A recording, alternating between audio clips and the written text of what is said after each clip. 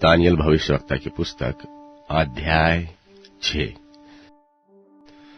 दारा को यह अच्छा लगा कि अपने राज्य के ऊपर 120 ऐसे अधिपति ठहराए जो पूरे राज्य में अधिकार रखे, और उनके ऊपर उसने 3 अध्यक्ष जिनमें से दानियल एक था, इसलिए ठहराए कि ये उन अधिपतियों से लेखा लिया करें और इस रीति राजा की कुछ हानि न होने पाए। जब यह देखा गया कि दानियल में उत्तम आत्मा रहती है, तब उसको उन अध्यक्षों और अधिपतियों से अधिक प्रतिष्ठा मिली। वरन राजा यह भी सोचता था कि उसको सारे राज्य के ऊपर ठहराऊंगा। तब अध्यक्ष और अधिपति दानियल के विरुद्ध राज्य कार्य के विषय में दोष ढूंढने लगे, परंतु वह तो विश्वास योग्य था और उसके काम में कोई भूल व दोष न निकला, इसलिए वे ऐसा कोई अपराध व दोष पा न सके। तब वे लोग कहने लगे, हम उस दानियल के परमेश्वर की व्यवस्था को छोड़ और किसी विषय में उसके विरुद्ध कोई दोष न पा सकेंगे। तब वे अध्यक्ष और अधिपति राजा के पास उतावली से आए और उससे कहा, हे राजा दारा, तू युग-युग जीवित रहे। राज्य के सारे अध्यक्षों ने और हाकिमों, अधिपतियों, न्यायियों और गवर्नरों ने भी आपस में सम्मति की है कि राजा ऐसी आज्ञा दे और ऐसी कड़ी आज्ञा निकाले कि 30 दिन तक जो कोई, हे राजा, तुझे छोड़ किसी और मनुष्य से व देवता से विनती करे, वह सिंहों की मांद में डाल दिया जाए। इसलिए अब हे राजा, ऐसी आज्ञा दे और इस पत्र पर हस्ताक्षर कर, जिससे यह बात मादियों और फारसियों की अटकल व्यवस्था के अनुसार अदल बदल न हो सके। तब राजा दारा ने उस आज्ञा पत्र पर हस्ताक्षर कर दिया।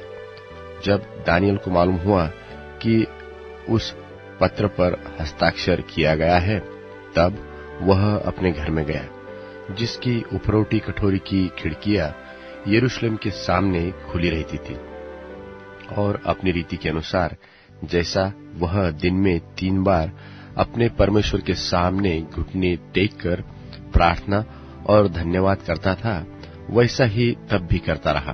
तब उन पुरुषों ने उतावली से आकर दानियल को अपने परमेश्वर के सामने विनती करते और गिड़गिड़ाते हुए पाया।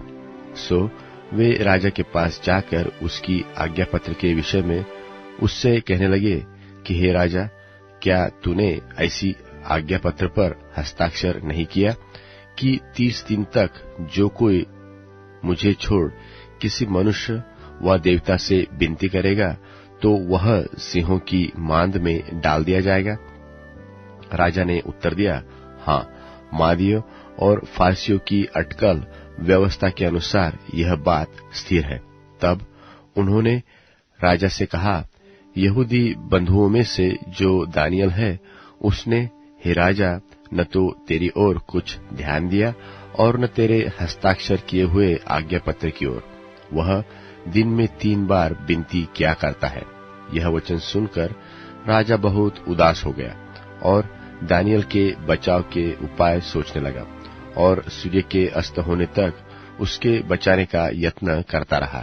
तब वे पुरुष राजा के पास उतावली से आकर कहने लगे, हे राजा, तू जान रख कि मादियों और फरीसियों में यह व्यवस्था है कि जो जो मनाही व आज्ञा राजा ठहराए, वह नहीं बदल सकती।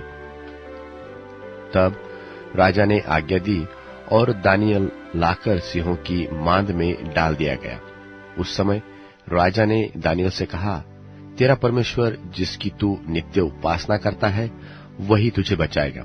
तब एक पत्थर लाकर उस गड्ढे के मुंह पर रखा गया, और राजा ने उस पर अपनी अंगूठी से और अपने प्रधानों की अंगूठियों से मुहर लगा दी कि दानियल के विषय में कुछ बदलने न पाए। तब राजा अपने महल में चला गया और उस रात को बिना भोजन पड़ा रहा, और उसके पास सुख विलास की कोई वस्तु नहीं पहुंचाई गई और नींद भी उसको नहीं आई। भोर को वह फटते ही राजा उठा और सिंहों के गड्ढे की ओर फुर्ती से चला गया। जब राजा गड्ढे के निकट आया तब शोक भरी वाणी से चिल्लाने लगा और दानियल से कहने लगा, हे दानियल, हे जीवते परमेश्वर के दास, क्या तेरा परमेश्वर जिसकी तू नित्य उपासना करता है तुझे सिंहों से बचा सका है? तब दानियल ने राजा से कहा, हे राजा, तू युग युग जीवित रहे। मेरे परमेश्वर ने अपना दूत भेजकर सिंहों के मुंह को ऐसा बंद कर दिया कि उन्होंने मेरी कुछ भी हानि नहीं की। इसका कारण यह है कि मैं उसके सामने निर्दोष पाया गया और हे राजा, तेरी भी मैंने कुछ हानि नहीं की। तब राजा ने दानियल के विषय में बहुत आनंदित होकर उसको गड्ढे में से निकालने की आज्ञा दी और दानियल गड्ढे में से निकाला गया और उसमें हानि का कोई चिन्ह न पाया गया, क्योंकि वह अपने परमेश्वर पर विश्वास रखता था। और राजा ने आज्ञा दी कि जिन पुरुषों ने दानियल की चुगली खाई थी वे अपने लड़के बालों और स्त्रियों समेत लाकर सिंहों के गड्ढे में डाल दिए जाए। और वे गड्ढे में की पेंदी तक न पहुंचे थे कि सिंहों ने उन पर झपटकर सब हड्डियों समेत उनको चबा डाला। तब दारा राजा ने सारी पृथ्वी के रहने वाले देश देश और जाति जाति के सब लोगों और भिन्न भिन्न भाषा बोलने वालों के पास यह लिखा कि तुम्हारा बहुत कुशल हो। मैं यह आज्ञा देता हूं कि जहां जहां मेरे राज्य का अधिकार है वहां वहां के लोग दानियल के परमेश्वर के सन्मुख कांपते और थरथराते रहे, क्योंकि जीवता और युगानुयुग तक रहने वाला परमेश्वर वही है। उसका राज्य अविनाशी और उसकी प्रभुता सदा स्थिर रहेगी। जिसने दानियल को सिंह से बचाया है वह बचाने और छुड़ाने वाला है और स्वर्ग में और पृथ्वी पर चिन्हों और चमत्कारों का प्रकट करने वाला है। और दानियल, दारा और कुस्रू फारसी दोनों के राज्य के दिनों में भाग्यवान रहा।